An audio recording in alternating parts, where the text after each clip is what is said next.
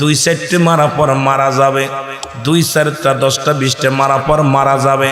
মারা যাওয়ার পর তোরে গোসল করাতে হবে, গোসল করায় তারে কাফন করাইতে হবে, কাফন পরায় তার জানাজা পড়া লাগবে, জানাজা পড়ায় তার দাফন করা লাগবে, দাফন করায় বাকি যে বেতের আঘাতগুলো আছে এগুলো তার কবর উপরে হাঁকাইতে হবে, মারতে হবে। একটা যদি মুসলমান শুনে নাও, সিদ্ধের শরীর জমিনের মধ্যে যদি একটা যুবকের একটা যুবতীর যদি এই বিচার করা হতো, আমার বিশ্বাস এই জমিনের মধ্যে চিরতরে জিনা ব্যভিচার বন্ধ হয়ে যেত। জোরে বলেন ঠিক কিনা? যদি বিবাহিত পুরুষ যদি জিনা ব্যভিচার করে,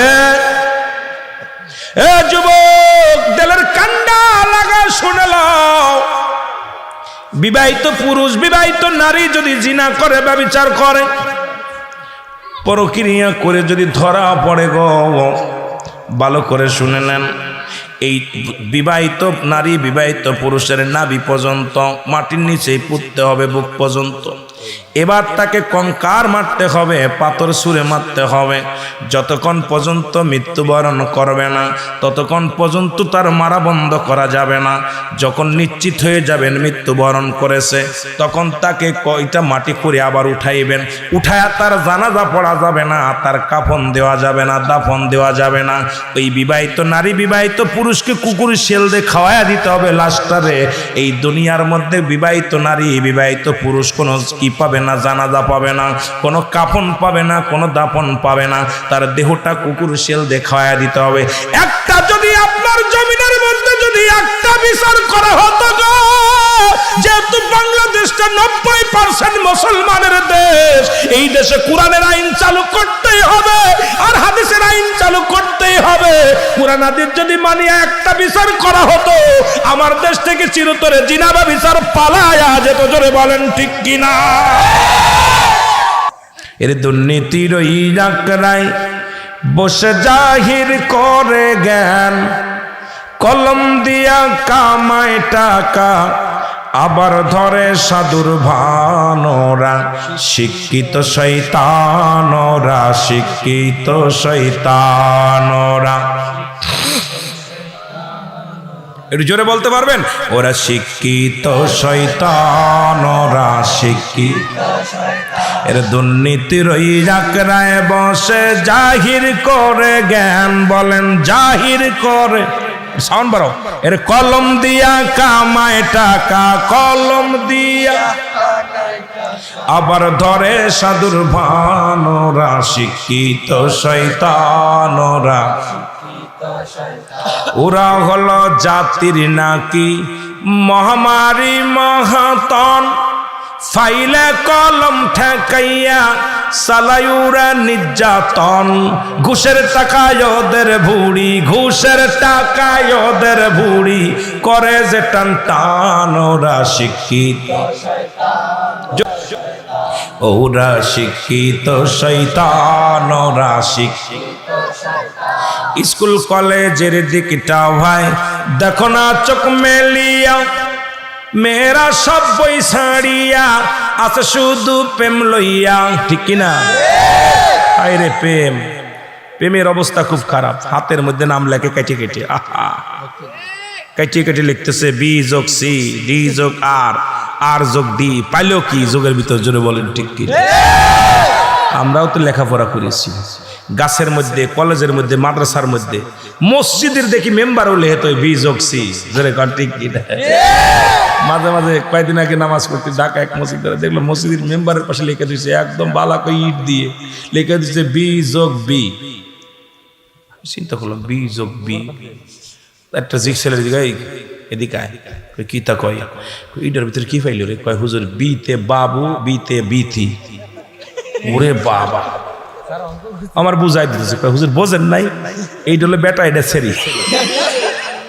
আমি তো ওরে বাবা রে বাবা, ডিজিটাল তো দেশে এইরকম তো শিক্ষা আমরা তো আর এই সৃজনশীল পাইনি, আর এই উত্তরধনিক এই মডেলিং লেখাপড়া পাইনি যে আপনার এখন শরীফ থেকে শরীফ হবে, এটা তো আর বুঝতে পারি নাই। জোরে বলেন ঠিক কিনা? ওইটা তো আমরা পড়ি নাই, আমরা পড়ছি আল্লাহ তুমি রিজিক দাতা নাম তাই রাজাক, সব প্রাণীকে দাও গো রুজি দাও তাই খরাক, তোমার তরিফ তোমার গানে জেগে ওঠে বরবিয়ানে, বিলে ঝিলে মাঠে রুজি পায় যে পাখির ঝাঁক, মৌমাছিরা গুনগুনিয়ে যায় যে কাজে গান শুনিয়ে, পিঁপড়ারা পায় খুঁজে আহার কঠিন শ্রমে ময়দানে। আর এখন কয় শরীফ ছিল, শরীফ এসে কয় আসসালামু আলাইকুম। ওয়ালাইকুম আসসালাম। আপনি আমার চেনছেননি? কয় কে কেতা করতেন? বাহ। কয় এখন আমি তো তোমাদের বড় আপু। কয় কেমনে? শরীফ ছিলাম, এখন আর ভাল লাগে না, বেটা মানুষ ভাল লাগে না, বেটি হয়ে গেছি। জোরে বলো ঠিক কিনা, জোরে বলো ঠিক কিনা। এই জাতিরে গুমরাহি বানাইতে বানাইতে এই জাতিকে শেষ করে দিচ্ছে, কেউ কথা বলতেছে না। জোরে বলেন ঠিক কিনা। কথা বলা শরীফ থেকে শরীফা। আরে আল্লাহ বানাইছে তোরে পুরুষ, আহা আমার আল্লাহ বানাইছে, তুই আল্লাহর সাথে পাল্লা দিয়ে মহিলা হয়ে যাচ্ছিস। ঠিক কিনা, ঠিক কিনা। এই জন্য জাতিকে শেষ, এই জন্য আজকে বড় কষ্ট পেলাম। চলচ্চিত্রের নায়ক শাহরুখ, কি নাম যেন, কি জায়েদ খান নাম কি, ও বলছে কি জানেননি, গালি দিছে একদম ডাইরেক্ট ইমামদের শালা কইছে। কি কইছে? শালা। কয় শালার ইমামরা বলৎকার। নাউজুবিল্লাহ বলেন না। বাংলাদেশে যে কটা ইমাম আছে এরা যদি আল্লাহর কসম যদি প্রস্রাব করে দেয় একযোগে, বাংলাদেশ তলায় যাবে। জোরে বলেন ঠিক কিনা। কিন্তু সবাই চুপ করে আছে। এই ইমামতি ছেড়ে দে, ইমাম মানেই নেতা। তোর বিরুদ্ধে এত বড় কথা বলে যিনি জিনার মধ্যে থাকে, ব্যভিচারের মধ্যে থাকে, যার কামই হলো পরের মেয়ে মানুষ নিয়ে ঘুমানো। জোরে বলেন ঠিক কিনা। চলচ্চিত্র কেমন আমরা জানি না, কথা কই না। আমরা মিডিয়াতে কাজ করি, চলচ্চিত্র কেমন জানি না। শাবনুর কি তোর বোন হয় না বউ হয়? ওই সাবানা টাবানা আগর বাগর নাম তো অত বুঝি না, ছেলেরা বোঝে। পরের মেয়ে মানুষ নিয়ে জোরাজোরি করিস আর কিলে কিলি করিস, জোরাজোরি করিস। আর তুই যদি বলিস ইমামরা বলৎকার, তোর মুখে এটা সম্ভব হয়? কথা কয় না কেন? জিনাকারী যদি আর এক ইমাম সাহেবদেরকে, কিন্তু এটার প্রতিবাদ কোন ইমাম করে নাই। দুঃখ। সমস্ত ইমামদেরকে বলবো ঐক্যবদ্ধ হও, এখনো আছো হয় ইমামতি ছেড়ে দাও, আর না হয় রাজপথে দাঁড়াও, আল্লাহর দিন কায়েমের জন্য ঐক্যবদ্ধ হও, জীবন দিয়ে দাও। জীবন দিয়ে দেবো, জীবন প্রয়োজন নাই। রাসূলকে ভালোবেসে, কোরআনকে ভালোবেসে, ইসলামকে ভালোবেসে, দেশকে ভালোবেসে জীবন দিতে রাজি। ধরে বলেন ঠিক কিনা। ইমান চোরের দলেরা, ইমান চোর, এই ইমান চোরদের নিয়ে অবস্থা খুব খারাপ। একটা ইমাম কথা বললো না, আমি আশ্চর্য হয়ে গেলাম। ইমামদের তো বিবৃতি দেওয়ার দরকার ছিল। আপনাদের জেলায় যে কটা ইমাম আছে, এই কটা রাস্তায় দাঁড়ায়, তাই তো অট্টনক নড়ে যাবে। কথা বলেন না কেন? একজন সাধারণ পাবলিক এত বড় কথা বলে যাবে, আমরা মেনে নিব? ইমাম মানে কি নেতা? ইমাম মানে কি? ওরা আমাদেরকে চাকর মনে করে? ওরে তুই যদি আমরা না থাকি, তোর জীবনে লাশটা কবরে দিতে পারবে না। আমরা থাকলে তুই পরের মেয়ে মানুষ নিয়ে ঘুমাইতে পারবি না, বাড়ি একদম ঠ্যাং টুং ভেঙে ফেলবে। জোরে বলা ঠিক কিনা। কলমানা পড়াই দিলে থাকতে পারবে না, উজুরি না দোয়া পড়াই দিলে কিচ্ছু নেই, সব ফেসে দেবে একবার ধরে। জোরে বলেন ঠিক কিনা। ফেসে দেবে একবারে। তোর হওয়ার সময় হুজুর, মরার সময় হুজুর, তোর সবসময় হুজুর লাগবে। আর সেই হুজুরদের বিরুদ্ধে কথা বলিস, তোর কলিজা কত যাবে। জোরে বলেন ঠিক কিনা। কিন্তু আমি অনেক আগে থেকেই প্রতিবাদ করতেছি, কিন্তু দুঃখ, কারণ অবস্থা যে শরীফ থেকে শরীফা হয়ে গেছে, অবস্থা খারাপ। এই জাতিকে বাঁচাবো কেমনে? ডান দিকে তেরে খাটেন, বাম দিকে তে যা, নিচে একটা নোক্তা দিলি হয়ে গেল বা। ডান দিকে কত সুন্দর ছেলেটা পড়ছে, আল্লাহু আকবার, যে নিয়মগুলো বললো। ডান দিকে তেরে খাটেন, বাম দিকে তে যা, উপরে দুই নুক্তা দিলি হয়ে গেল তা। ডান দিকে তেরে খাটেনে, বাম দিকে তে যা, উপরে তিন নুক্তা দিলি হয়ে গেল সা। প্রতিটা হরফে 10টা লিখি। সুবহানাল্লাহ বলেন না। আর আমাকে পড়াইতেছে, হাট্টিমা টিম টিম তারা মাঠে পারে ডিম, তাদের খাড়া দুটো শিং। এখন দেখি যে ওই ছোট ছোট লেডিস, কথা বলছেননি, ছোট ছোট ওই দেশ শিং বান্ধিছে। কিরে ওটা কি কয়? এটা হাট্টিমা টিম টিম। কথা বলেন না দেখ, আপনার এলাকা আছে নি? এই বাইন্দে দুই পাশে দুইটা বাঁধছে, বাইন্দা ইরে বাবা রে বাবা, হাট্টিমা টিম টিম তারা মাঠে পারে ডিম। চিনিস তোরা? চিনিস সেগুলো? চিনিস? এরপরে হলো কি? কিচ্ছু নেই। আহা, শিক্ষা আমার জাতিকে গুমরাহি করার জন্য এ সমস্ত হলো বিদেশিদের চাল, যেটা বলেন ঠিক কিনা। আবার স্কুল কলেজের দিকটা ভাই দেখো না চোখ মেলিয়া, ছেলেরা সব বই ছাড়িয়া আছে শুধু প্রেম লইয়া। আরে অস্ত্র যে তার সঙ্গের সাথী, অস্ত্র যে তার সঙ্গের সাথী, হইতেছে মস্তান ওরা শিক্ষিত শয়তান, ওরা শিক্ষিত শয়তান।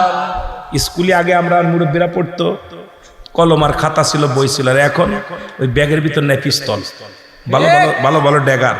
বড় বড় কলেজ দেখবেন সব ছাত্রদের, ওরে বাবা মাজার ভিতর বুঝে তুই পিস্তল।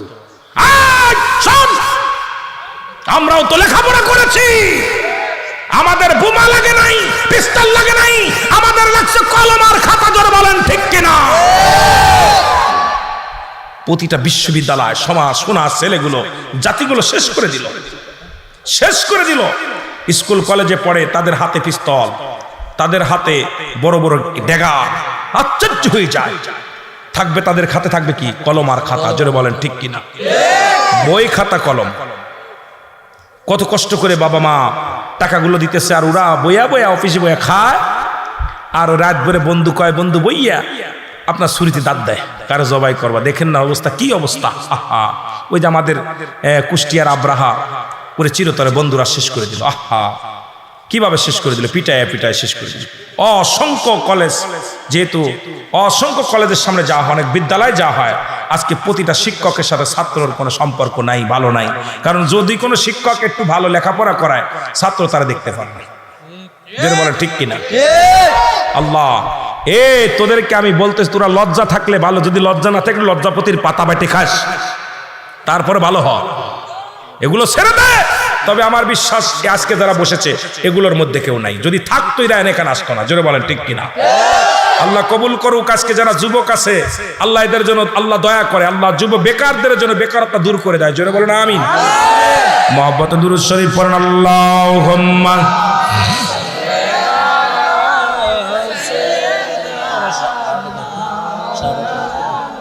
এই সাদ ওয়ালা আলি মাওলানা মুহাম্মদ। ওরে আজ না হয় কাল তুমি যাইবা কবরে,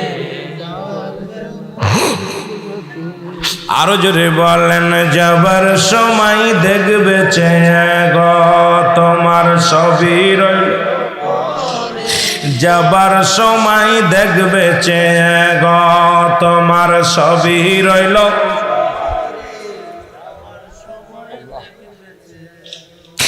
আদরের ছেলে আদরের মেয়ে সেও যাবে গোসলে, আদরের ছেলে আদরের মেয়ে সেও যাবে গোসলে, মরার পরে দেখবে চেয়ে গো তোমার সবই রইল পড়ে, মরার পরে আরো জোরে বলেন, মরার পরে দেখবে চেয়ে গো তোমার সবই রইল পড়ে, মরার আজ না হয় কাল তুমি যাইবা কবরে, আজ না হয় কাল যাইবা কবরে, মরার পরে দেখবে চেয়ে গো তোমার সবই রইল।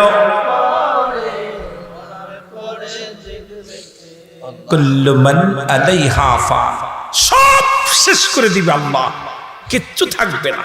এত মস্তানি, এত বাড়ি, এত গাছ, এত জোর, এত বল। গত বছর যারা মাহফিলে বসেছিল সবাই জিন্দা নাই, এক বছরে অনেকেই বিদায় নিছে, জোরে বলেন ঠিক কিনা। নিছে না বাবা? আবার আগামী বছর এই কত মানুষ জানাজা পড়বে। আহা, না জানি আমার জানাজা কে পড়বে, আপনার জানাজা কে পড়বে। সকালকে যেন সকালেই মসজিদের এলহাম পড়ে যাবে, অমুক মৃত্যুবরণ করেছে, ইন্না লিল্লাহি ওয়া ইন্না ইলাইহি রাজিউন। আহা, খবর পড়ে যাবে। সুতরাং এই হলো আমাদের জিন্দেগি, এই হলো আমাদের জীবন। ও বাবা, চোখের পানি ফেলো, যে চোখ দিয়া মাছের চোখের মতো একটু পানি গড়াইয়া পড়বে, আমার আল্লাহ ওই চোখ দিয়ে জাহান্নামে দিবে না, জান্নাতে দিবে, জোরে বলেন মারহাবা। এই জন্য দুনিয়ার মধ্যে বেশি বেশি কাঁদতে হবে। দুনিয়া হাসি তামাশার জায়গা না, দুনিয়া হলো জাহান্নামীদের জন্য হাসি তামাশা, হাসি তামাশা হলো জাহান্নামীদের জন্য। আর ইমানদারের জন্য কষ্ট। দুনিয়াটা হলো একটা জেলখানা, দুনিয়াটা হলো ইমানদারের জন্য জেলখানা। সুখ নাই, শান্তি নাই, সব ছেড়ে দাও, আল্লাহর ইবাদত করো, বন্দেগী করো, আল্লাহর গোলামি করো। আর আল্লাহর গোলামি করতে গেলে ইমানদার দুনিয়ার মধ্যে ঘাত প্রতিঘাত সহ্য করা লাগে। জোরে বলেন ঠিক কিনা? একটু মহব্বতে বলেন আল্লাহুম্মা।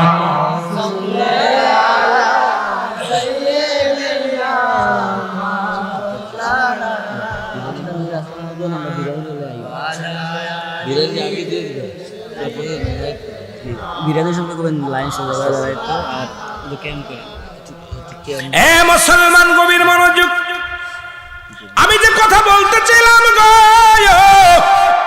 কথাটা শেষ না করতে পারলে আপনাদের মজা লাগবে না, কথাটা শেষ করা লাগবে না। মুসলমান, যে কথা বলতেছিলাম শুনে নেন। আল্লাহর নবীর কাছে সাহাবীরা বললেন, হুজুর ওর বাবার চোখে পানি, বাবাই কোনো খবর দিতে পারে নাই, মনে আছে? কিন্তু বাবার চোখে পানি, কারণ বাবা যখন সন্তানের কথা, যতদিন আব্বা মা বেঁচে থাকে, বুড়া হয়ে গেছে তবু চোখের পানি ছাড়বে। আপনার বাবা মারা গেলে আপনি ভুলে যাবেন 2 বছর 4 বছর পরে, কিন্তু আপনার আব্বা যতদিন বেঁচে থাকবে রে, মা জননী যতদিন পর্যন্ত দুনিয়ার মধ্যে জিন্দা থাকবে গো,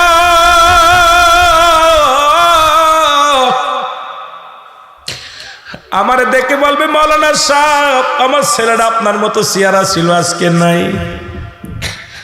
আপনারে ধরে বলবে, ভাই আমার ছেলেটা চেহারা আপনার মতো, আপনার সঙ্গে মিল ছিল, আজকে নাই। মা বলবে, বাজান রে তোর বাড়ি কোথায়? তোর চেহারার লগে আমার পোলার মিল ছিল, আমার পোলাটা নাই। দেখা যায় মৃত্যু হয়েছে আজ থেকে 20 বছর আগে, বাবাই বলে নাই, মা বলে নাই। বাবার চোখের পানি জর্জর করে জমিনের মধ্যে পড়ে, বাবার চোখের পানি গুলো জমিনের মধ্যে পড়ে। সাহাবীরা বলে, নবী গো, ওই যুবকের বাবার চোখে শুধু দরদর করে পানি ঝরেছে, বাবাই কিচ্ছু বলে নাই।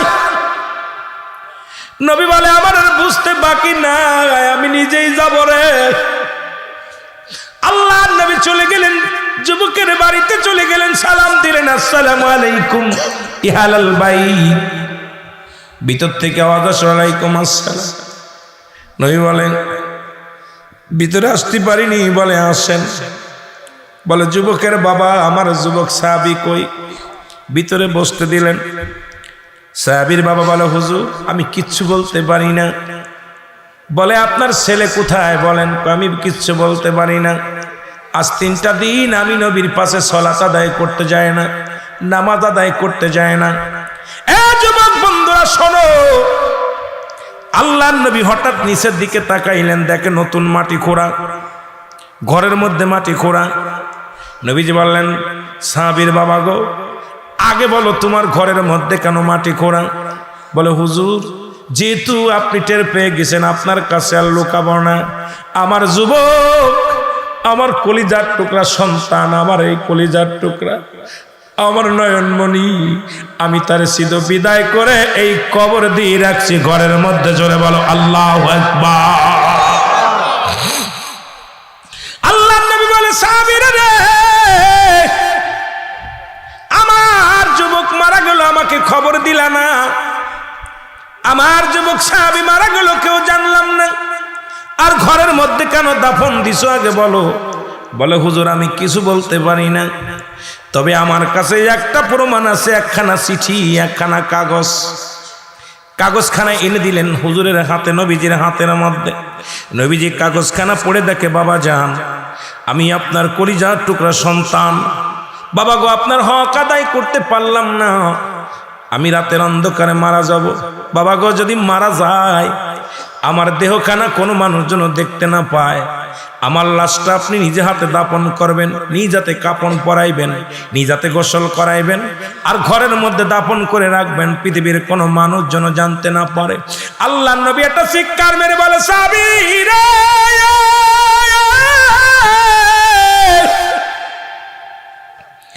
তুমি আমাকে এত ভালোবাসতে, আমিও তোমারে ভালোবাসতাম, আজকে তুমি দুনিয়া থেকে বিদায় নিলা, কি অভিমান করে চলে গেলা, জিবরিল আমিন হাজির হয়ে গেছে, বলে ইয়া রাসূলুল্লাহ, ইয়া হাবিবাল্লাহ, আপনার যুবকের ইতিহাস আপনি শোনেন।